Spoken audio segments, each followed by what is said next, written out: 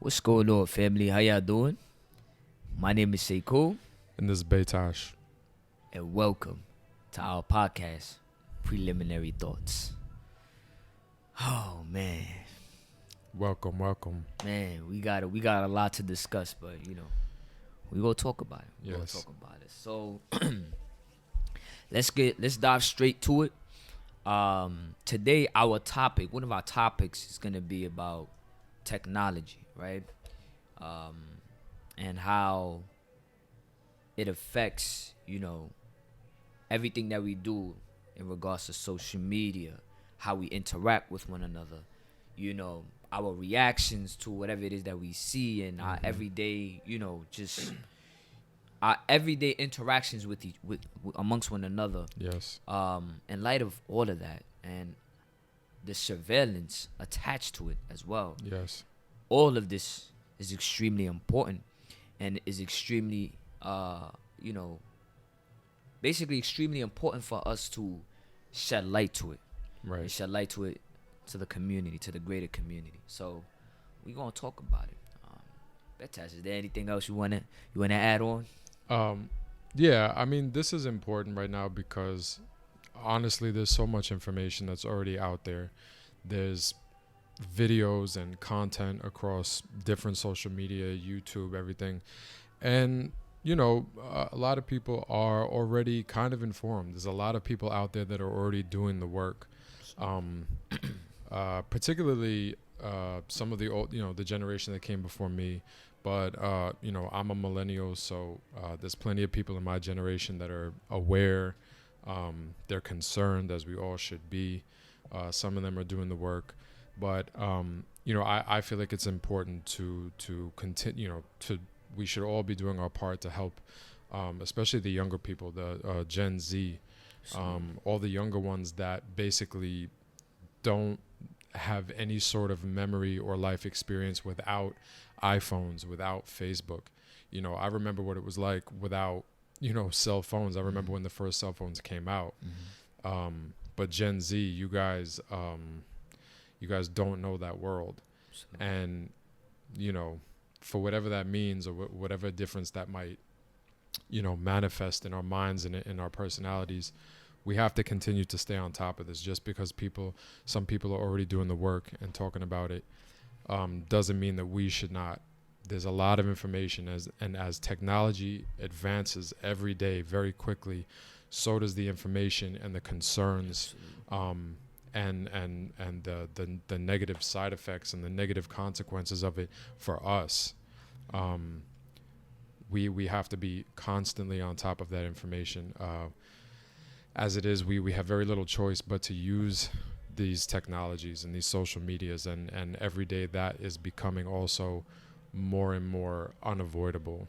And so whether we have a choice or not anymore, we need to stay informed, and we need to understand the pros and the cons to all of these things so that we can move forward more constructively, and also maintaining our civil and human rights and constitutional rights, which unfortunately these technological advancements easily facilitate the removal of.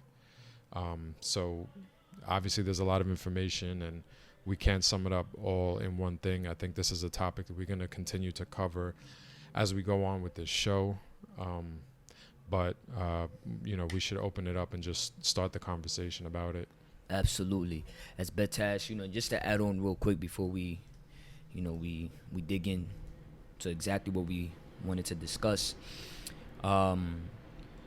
Technology is extremely important, and I feel like people nowadays, when we speak on technology, they only think about iPhones and computers that we have today, but technology expands far above and beyond that, right?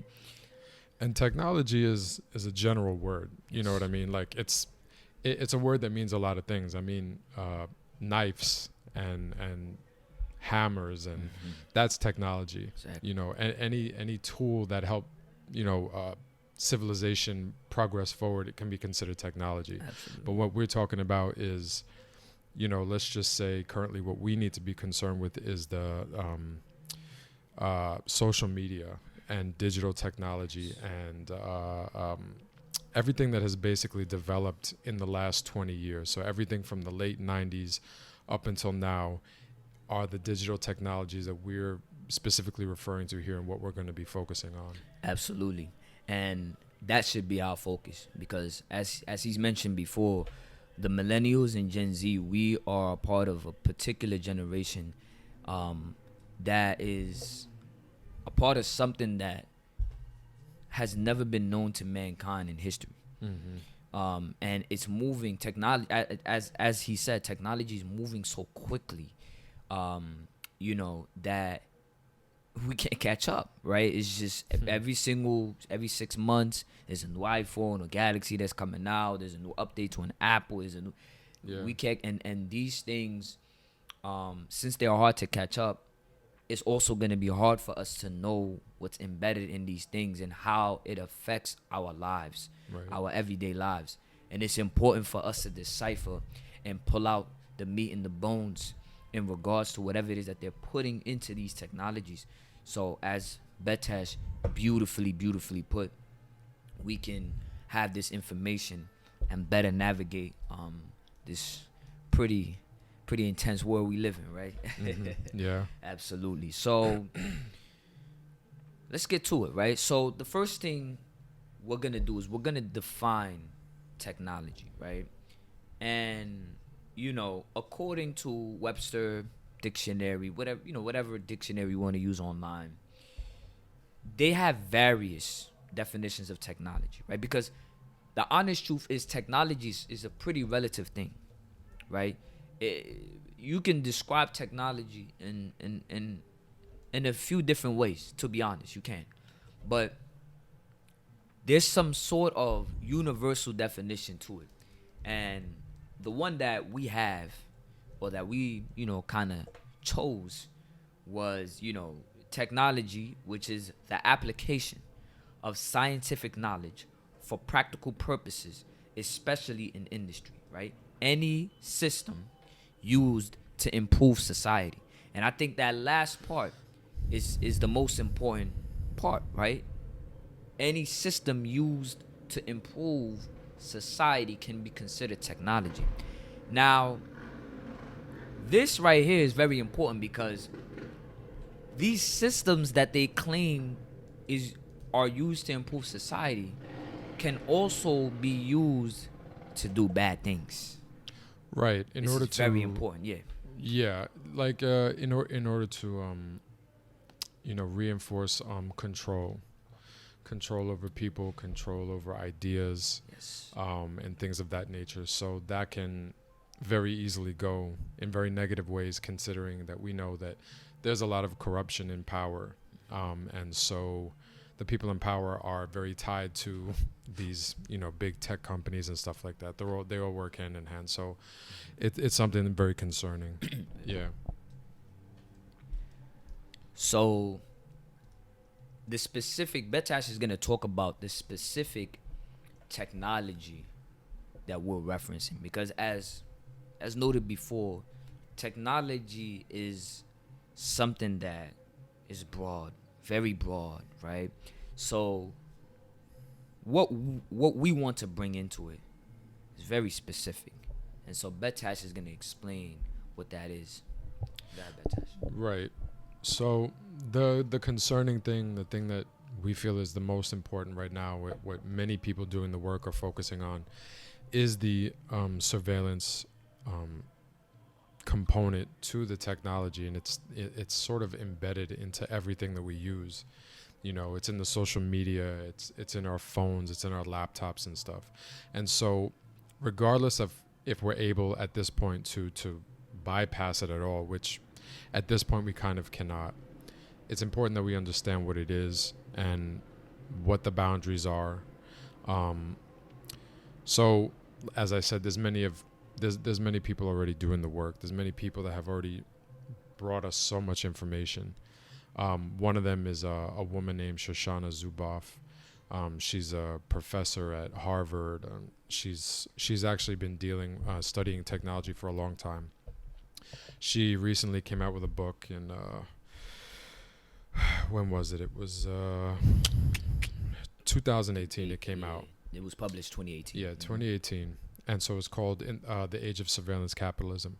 So what we're discussing is basically that surveillance. Her focus is how the surveillance is used um, kind of in a market way, and how the surveillance that they use to take information about our lives is used to sell us things, to to basically it's like a new stage of capitalism. So her definition in her book of surveillance capitalism is a new economic order that claims human experience as free raw material for hidden commercial practices of extraction, prediction, and sales. That's one definition. What she's basically saying is that everything that we use, Facebook, all the apps, all of our devices, even though we give them permission, so to speak, at least that we think, to use their services and according to their terms and conditions, basically they're taking more of our information than we know of. These devices and these apps and these services are scraping what she calls our personal experiences, which in fact is what it is. And just to add real quick, before he continues, just to be clear, this is Facebook, Instagram, Snapchat, whatever you use for social media, Amazon for shopping, whatever you use is what he's referencing, right? So this is not only because people sometimes they think that it's just Facebook or it's just Instagram. No, this is also Amazon. This is also, they're scraping things from, how you shop, what you buy, any shopping website you go to or you go into. This is what he's talking about. This is literally almost everything. So yeah, you can continue. Yeah, and it started with Dr. Zuboff. She explains that a lot of this really started with Google, even the Google searches. All search engines basically do it. It started with Google, and so these tech companies and these algorithms and all of the services they provide, every second of every day are taking our speech and listening to our phone calls and decoding things that we say, watching what we buy. And it basically builds a profile on every single person. But these profiles... A profile. Right. And these profiles aren't something that sort of like, get made and then that's it. It's constantly being refined and better, because every day we're using these apps and we're posting pictures of ourselves and we're writing statements and we're sharing information and it's recording all of these things. And so Dr. Zuboff's book focuses more on capitalism and how they use this information to, tailor ads to us, to know when we're in a bad mood, to know where we're going, many, many different things. And so by doing this, they're actually able to predict our behavior. And after predicting our behavior, they're also able to, what she calls, herd our behavior and herd our actions, which means, depending on when they send us ads, when they, send us maybe coupons for things or whatever, they can actually nudge us to buy things at particular times when they know that we're sensitive or when we're in a bad mood, or depending on our age, or knowing, what plans we have and where we're going and stuff like that. So, as many people don't find any issue with this. They think, oh, well, that's great. These services are helping me find the things that I want, and they're connecting me to the things that I like, and it saves me time and trouble and stuff like that. And in a sense, that could be good. And that would be good in a world where, this information was still private. But unfortunately, all of this personal information is sold to third parties and to further third parties and other third parties, so on and so on and so on. And these are people that we don't know, that we'll never know, that actually have now a lot of information on all of us personally. And we actually don't know to what extent this could harm us or affect us in the future, because these things happen so quickly and they develop so quickly. So this starts to begin, and other people have, done and said this already, but as far as the conversations we want to have here, this is beginning our conversation in in how we have to go forward and the things that we should be aware of, and the concerning aspects of it all, and the potential negative effects it could have on us in the near and distant future. Absolutely. And this is extremely important because one thing, as he stated, is that these technologies are now being used to strip us of our humanity. What's a human being, you know, if you don't have any privacy? Right. What's right. a human being if you don't have any respect? You know, there is no bounds of respect for who you are and your identity. If people are able to easily predict what you're gonna do, how you're gonna do it, when you're gonna do it, why you're gonna do it, Right. you know, what's it to a human being? And this is extremely important because, you know, we should be cognizant of these things. We should, you know, we have the right to be human and have privacy, right? How is it that, you know, you can open your phone and, you know, all of a sudden, you know, you were maybe talking about, let's say, a specific game that you wanted to buy, right? You ever spoke about something, you know, and you near your phone, or you know you was talking about it, or you may have, you know, typed it on Instagram or Facebook, then all of a sudden you see it appear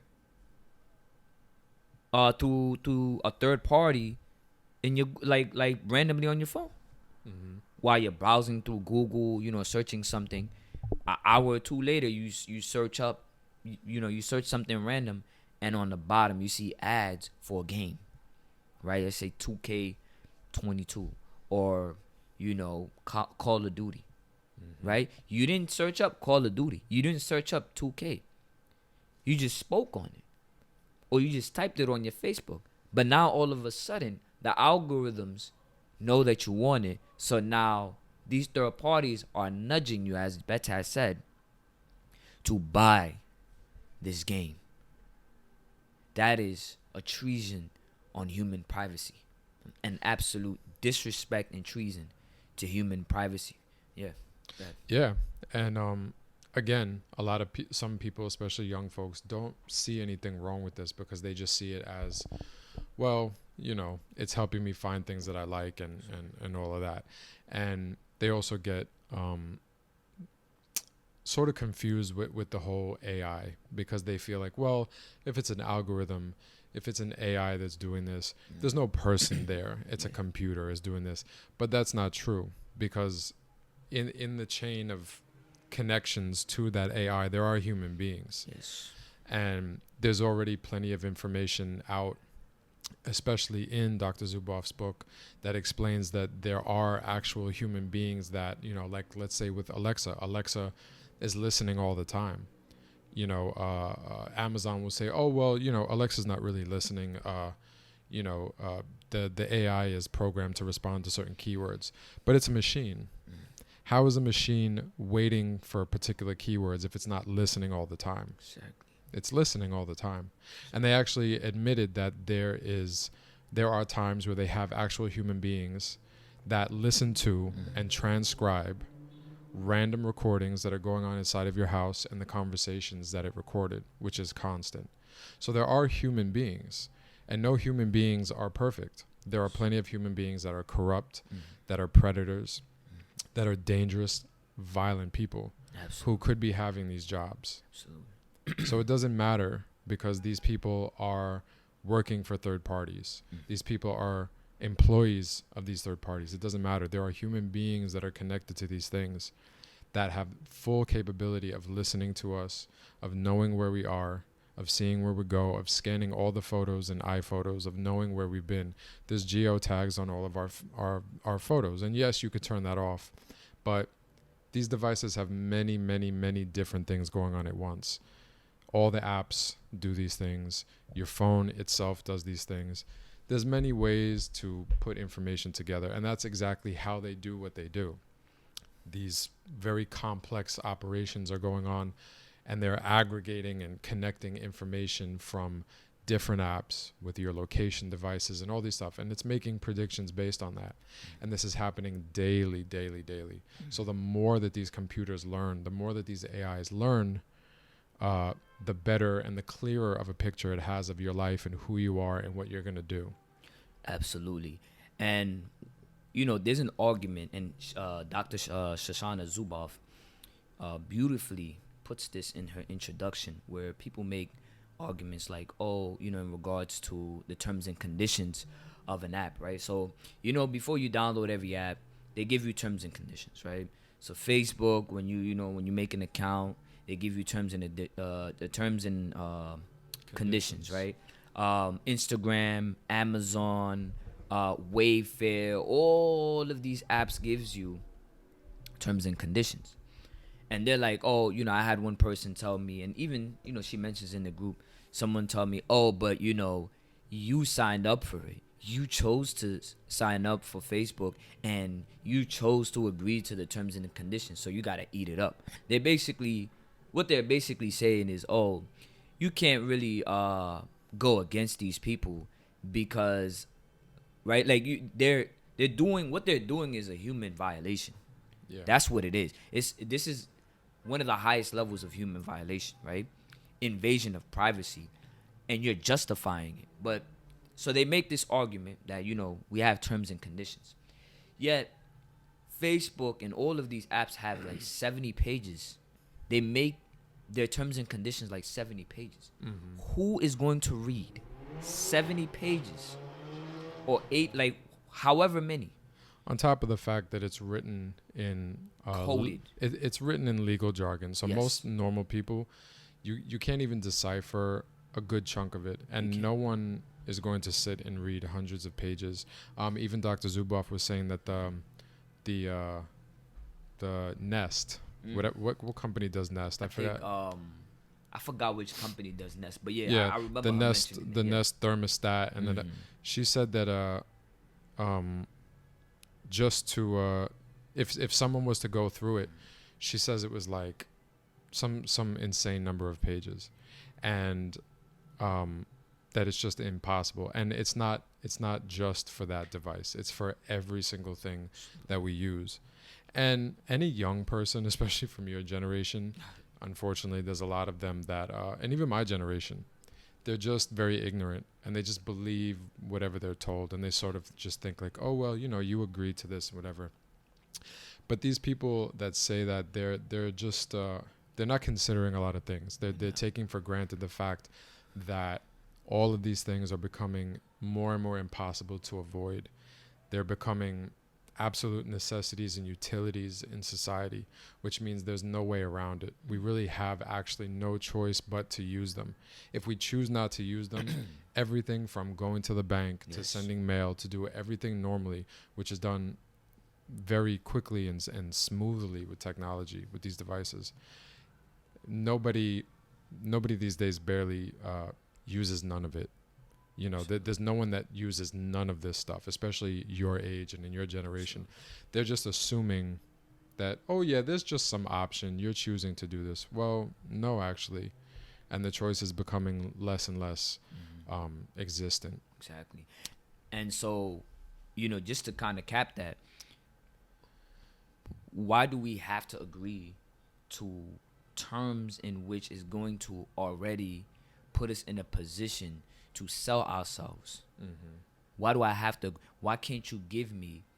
That's why I call it's a treason, and it's a crime against humanity, because you're taking my choice away from me, right? I'm pretty sure within one of those let's say Facebook or Instagram or whatever, they probably put it in there like, oh yeah, we get to decide when you're permanently banned from Facebook. And we can ban you from Facebook. Just as an example. But, we can ban you from Facebook for no reason. They can literally put that in legal jargon in their terms and conditions, and you can agree to that. And you don't have a choice, because now they've taken that choice away, because if you don't agree to it, you can't use our services. Yeah. Going back to what Bejtash said. Right. They've made it so that we don't have a choice. Right. Yeah. And many people, I told you I had seen an episode that Jimmy Dore had done on his channel, and he was saying, how social media is basically the town square. And I thought that was that was kind of brilliant. I mean, maybe someone else had said it also, but I first heard it from him. And, I had already kind of come to that conclusion myself. So I was really kind of excited to hear somebody else bring that up. And it's very important because it really is the town square. It's where everyone's focus is. It's where everybody gets their news. That's how it was back in the colonies. The town square, that's where all the news was posted up on the post. Now we have posts on Facebook. But that post back in the day was the wooden post where they would nail up the news. We go deep. So, go deep. It's you notice how language and things work. It's very kind of interesting and intricate how they do these things. However, that is the concern, and none of this is really sort of made up. I mean, everything we're mentioning here actually has been mentioned by other people who are even more informed than us, and have given more detail in it. So these are just sort of, as we say, preliminary thoughts on the topic. We're obviously in the future going forward, we're going to be bringing more information to the episodes. We're going to actually prepare more notes. And, we'll to make things easier, I think it's better that if we kind of make it easier for everybody to find this information. Absolutely. We're going to attach a lot of links. We'll attach books. We'll attach articles. We'll attach videos from YouTube that specifically address the things that we're talking about, so that you don't really have to take our word for it. You could do your own research, as you should be doing. But, a lot of people don't know where to look. So I feel like it's our job, since I do a lot of this research, this is what I write about, these are the things that I study. I can easily drop links and, all that stuff. So I think that's a good way for us to kind of help everybody see what we're talking about, hear other people. And, you should be reading these books. You should be watching this content. It's our responsibility to take, whatever control we may have. And I mean, the thing that I like about Shoshana's book is that she explains that, this technology, we deserve it in a developed, in 2021, everybody should have access to digital technology. I mean, we live in a different world now than we did 100 years ago. Our lives are busy, as she says, and she was talking about how we're busy. We do all these things. We have all these things going on. We deserve technology that helps us do mundane daily things every day with the click of a button. We deserve that, and this technology is okay to have. However, opposite of what a lot of these tech giants will tell you or try to convince you of, the surveillance aspect, she says, is not something that is inherent. This technology cannot and does not only exist because of the surveillance technology in it.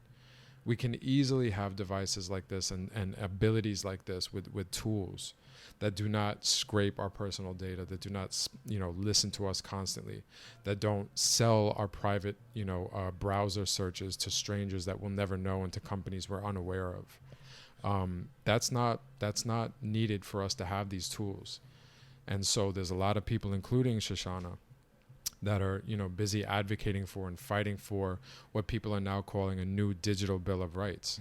They're fighting for the fact that we actually need to understand what's going on so that we can fight for our rights. Absolutely. And that if we're going to go forward in this digital, age, that we have rights as humans to privacy and to not have all of these things taken from us beyond what we supposedly agree to, which half of what we agree to we don't even understand.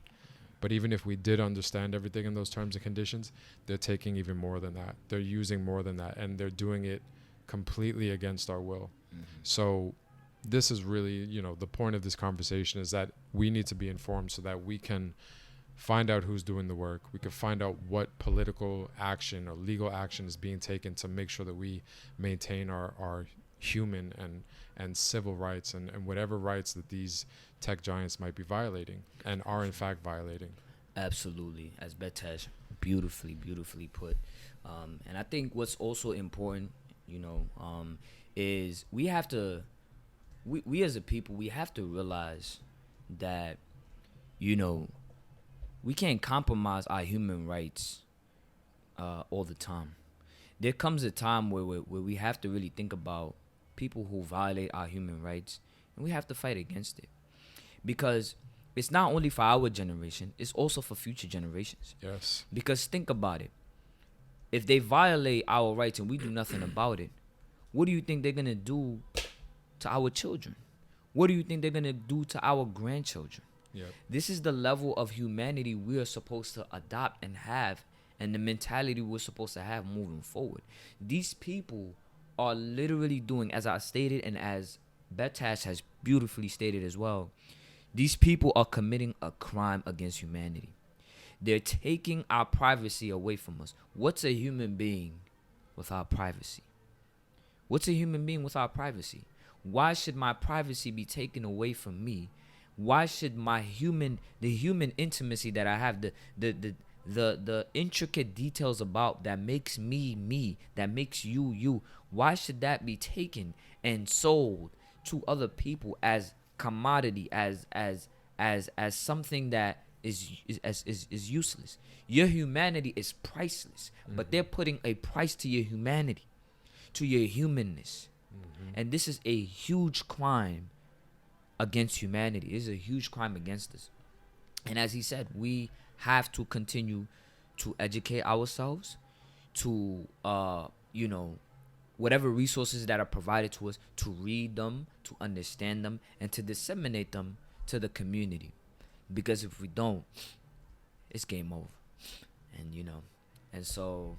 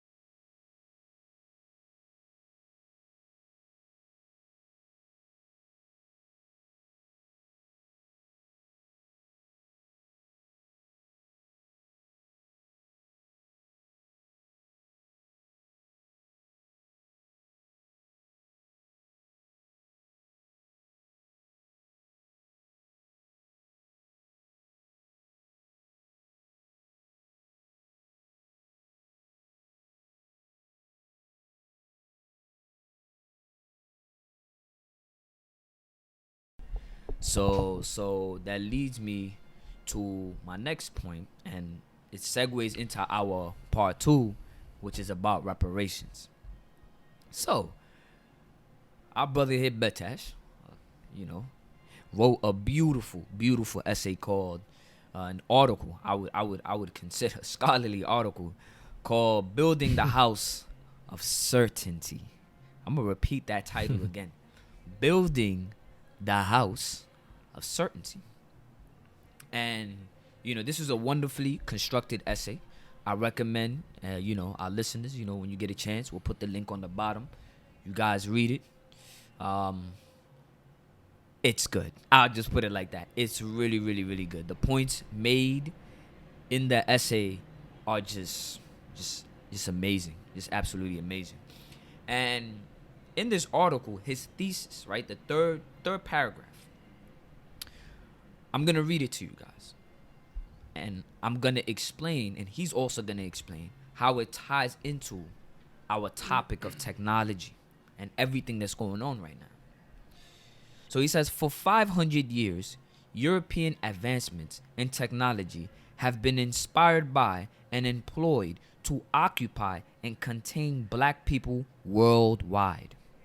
From shipbuilding to prison building, and from the printing press to smart devices, technological development in the West was central to the process of perfecting the ability to exploit and enslave black people and use their bodies, minds, and labor to fuel Europe, the United States, and the collective white nation across the globe. Oh my God. As we enter the second decade of the 21st century, a fourth industrial revolution, and a third Reconstruction era, the rapid growth of digital technology, and particularly the surveillance capabilities at its core, remains the vital function for reinforcing the social, economic, and political systems and oppressions that are the foundation of the United States and modernity in general. Control of communication and transportation was vital to the success of the system referred to as white supremacy. Therefore, technologies which reinforce, perpetuate, and replicate the long history of racism, slavery, and anti-blackness are necessary to uphold that system into the 21st century. Woo! Oh my God. That was powerful. That was powerful. And the what I love is how it all connects. And I'm gonna make a comment, right? This paragraph right here segues into what we're saying. Why? Because we're gonna take it back a little bit. We're gonna go back a little bit. Right? Let's go back to the slave ships. You see, what people don't understand about power is that you can't concede power, or you can't have power without a little bit of surveillance, or in this case, a lot of surveillance. If you are able to know and understand those in whom you are going to have power over, if you're able to understand their plans, what they're going to do today, what they're going to do tomorrow, what they're going to do next week, what they're thinking, what they're planning, what they're saying, what they're doing, if you are able to predict or even know what they're able to do, you have all power over them. Absolutely. You have all power over them. And so the European colonizers, those who went and colonized these Africans, who then became African Americans, this is what they had to do. So on the slave ships, they made sure that they surveilled and they watched every single move that these people who are on the ships on their way to the Americas did. Every single one of their moves. If one of them were moving around funny, to see if any of them have weapons, to see what they're saying, to see what they're talking about, to see if they can get any hints. They wanted to study every single thing they did. They brought the slaves to America. And bringing them here, they had to form other ways of perpetuating their power. How? You ever heard of a coon? Uh-oh. We in trouble. You ever heard of an Uncle Tom, a Sambo, these terms, right? They got a lot of people in trouble. But they formed another level of technology to still continue their reign of power. They used other black people as a form, as a weapon of technology to overlook the raunchy, the rebellious, the truthful Africans, the truthful African Americans. You see how it extends? They did this in the 1600s, the 1700s, the 1800s. They used these people as a form of technology to increase their power over the ones who were rowdy and who went against their power. Let's go to the 1800s, 1900s, and even now. The development of cameras, of recording devices. They can record your voice. They can record your face. They can record your actions. They have cameras everywhere. You get my point? Nothing, absolutely nothing has changed. From the moment these African Americans were on that ship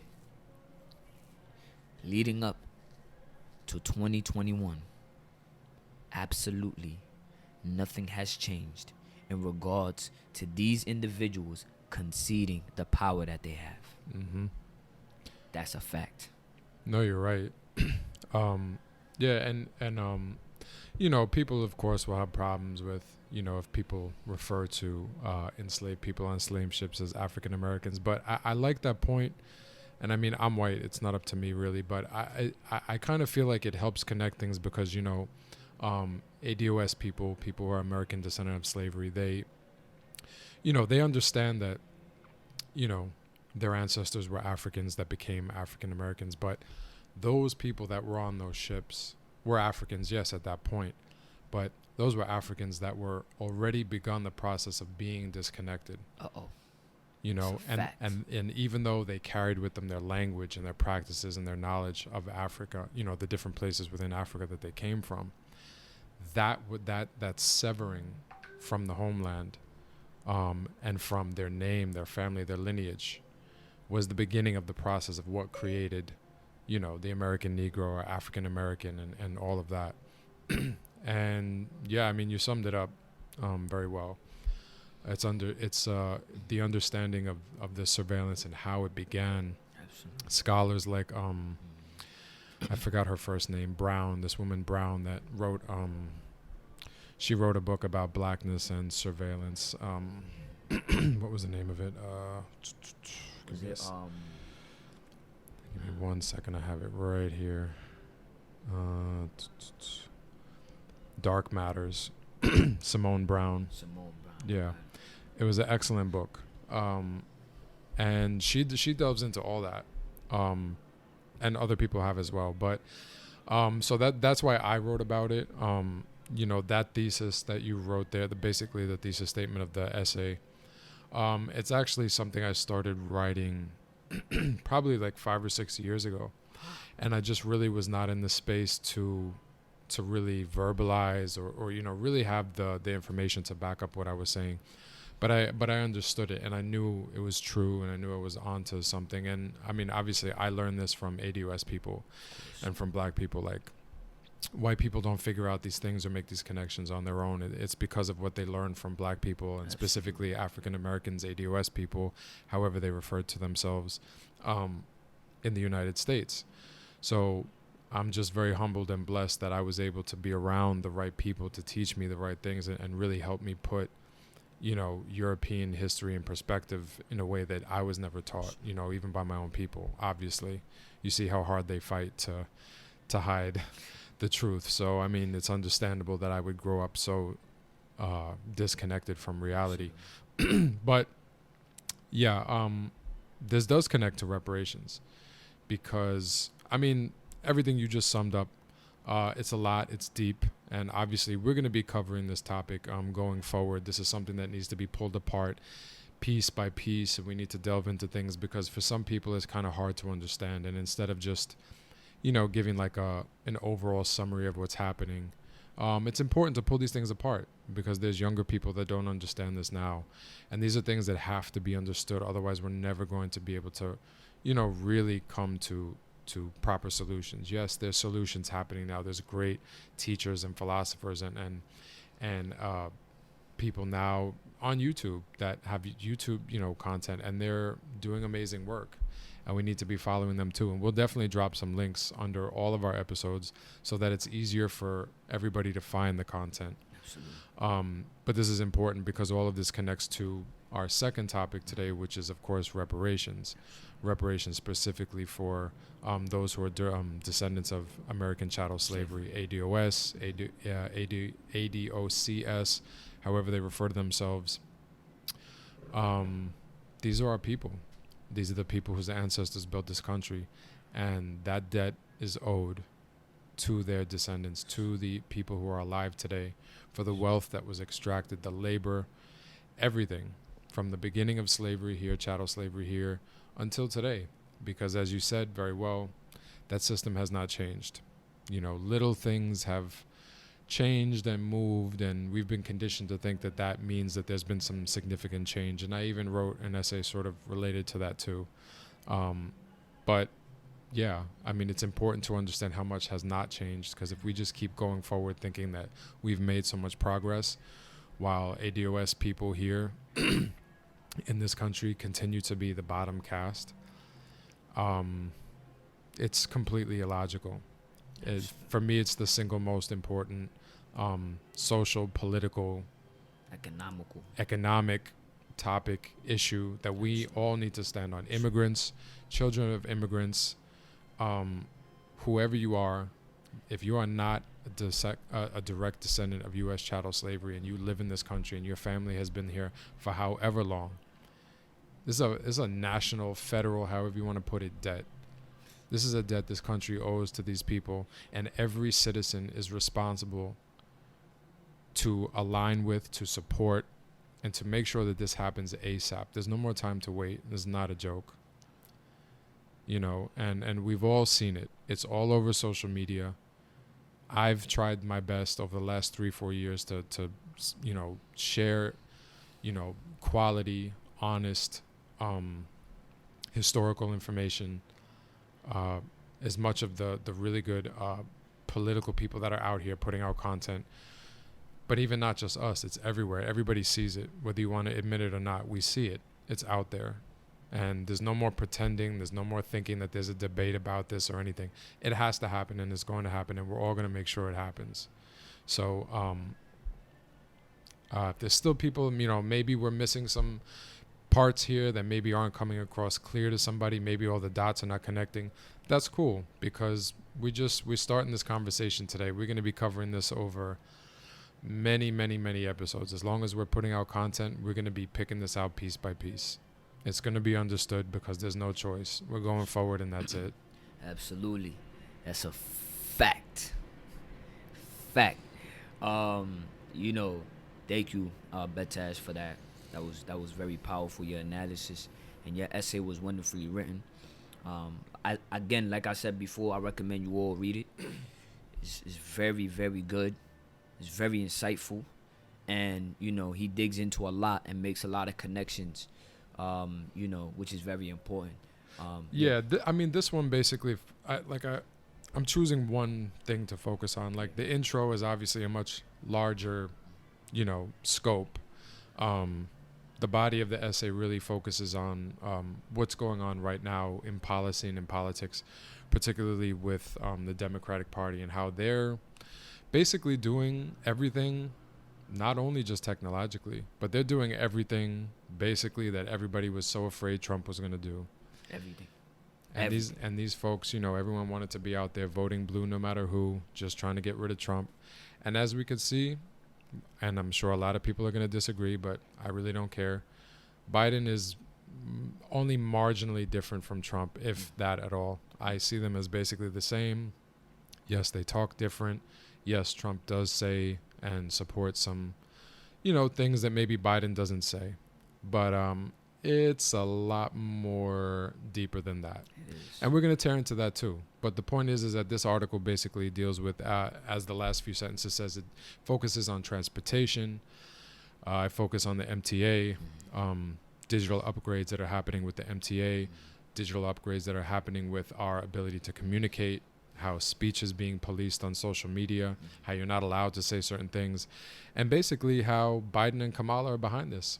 And they were behind this even before they, were inaugurated into office. So we're not going to let the Democrats, especially people like Kamala, people like Biden, and people like the squad who support these people blindly and yet do no work, practically no work, to bring any real good material change to this country. And that's it. They have to be called out. They have to be criticized. They're politicians. That's their job, to sit there and do their job. And if they're not doing their job, they're going to get criticized. And it has nothing to do with gender. It has nothing to do with misogyny. It has nothing to do with that. These people are not doing their job. And they're going to be held accountable. And they're going to do their job. Or we're going to make sure they're not in positions of power anymore. We're going to only support people that do the work. And that put African Americans, ADOS people first. Period. And on top of that, no politician, no leader who is elected is our friend. We want to make that crystal clear. Exactly. There's no friends here. No. These people have already eradicated the word friend from this whole landscape that we're in. There's people starving. There's people dying. There's people being evicted from their homes. The UN went into, I believe it was Alabama. I forgot which city in Alabama, but it was somewhere down south, and they declared it a third world county. Yeah, I think it was Louisiana, but I'm gonna check. I forgot which they consider. What game? ADOS people. They're on 11:59. It's about to hit midnight. Yep. There's no games here. Any politician, whoever it is, AOC, Biden, Kamala, Richie Torres, it don't matter who they are, where they come from, what's their nationality, what they've done. They're on the hot seat. Yep. And we coming. And they're not our friends. It's not. Listen, this was never about friends. It's never about friends. This is a business relationship.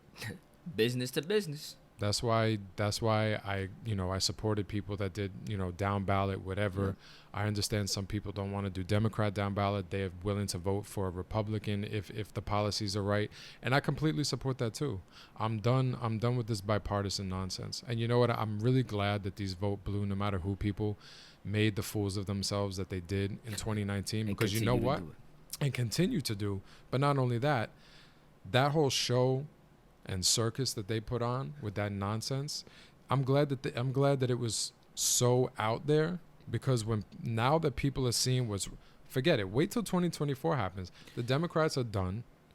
Do you know how many people are gonna look at those fools and be like, "Wow, it's gonna listen." Just wait. I'm not making any predictions yet, but I'm telling you right now. You thought 2020 was crazy? This next election? Forget it. And for those of you, who are defending these politicians, but what can they do? No. They're only politicians. Mm-mm. They're not God. Mm-mm. Nobody said they were God, though. Nope. Nobody's God. But guess what? They're put in a very powerful position. If you're like AOC and you're a U.S. representative, you have a lot of power and money and influence. Yep. Passing bills, quote unquote, is not enough.